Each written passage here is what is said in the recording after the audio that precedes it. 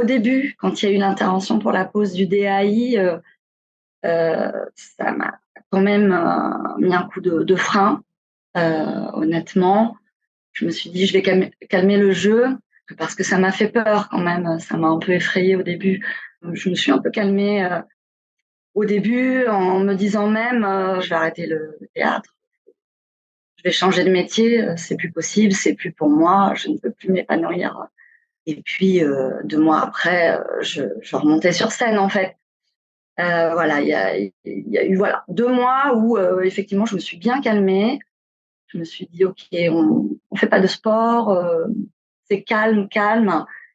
Et puis, le fait d'apprivoiser ma maladie, en fait, d'apprivoiser ma pathologie, je me suis dit: «Effectivement, il va falloir changer, quelques petites choses». Bon, donc on a réadapté, par exemple, certains spectacles. Il y a des choses que je faisais dedans, que j'ai supprimées. Je me suis dit: «OK, on va le monter un peu, différemment pour ne pas prendre de gros risques».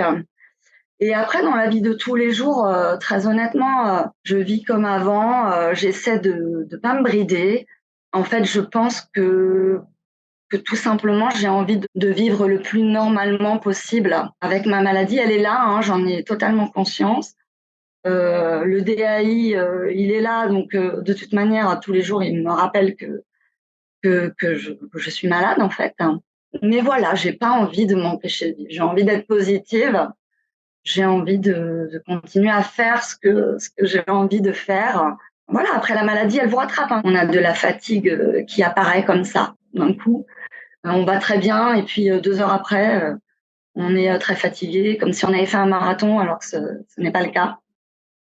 Voilà, c'est là, mais justement, c'est là déjà, donc j'ai pas envie de me prendre la tête, encore plus avec ça et de cogiter à longueur de temps sur ça. Donc j'essaie de, voilà, de continuer à vivre, d'être très positive et puis je fais confiance vraiment aux médecins qui me suivent, en fait.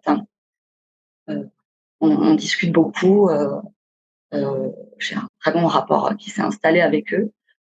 J'ai un très bon suivi, donc j'ai envie de leur faire confiance, j'ai envie de faire confiance, en la médecine, dans les avancées au niveau, de la recherche.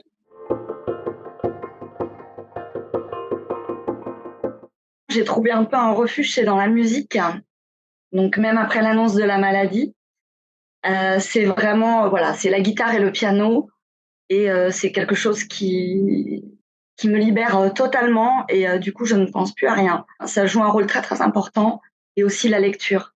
Voilà, je suis une grande lectrice et du coup, ça me permet énormément de m'évader. C'est des moments qui sont très, très importants et je pense que chaque personne va trouver, différentes choses, comme ça et on en a besoin. Donc moi, la musique, c'est quasiment tous les jours où je vais aller, faire de la guitare ou faire du piano et lire. C'est vraiment ça, c'est dans mon quotidien et puis après, il y a d'autres petites choses que je me suis fixées.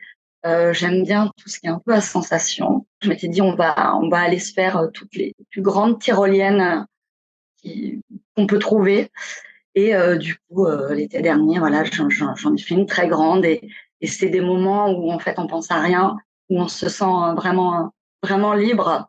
C'est hyper important en tout cas d'avoir ces bulles d'air effectivement.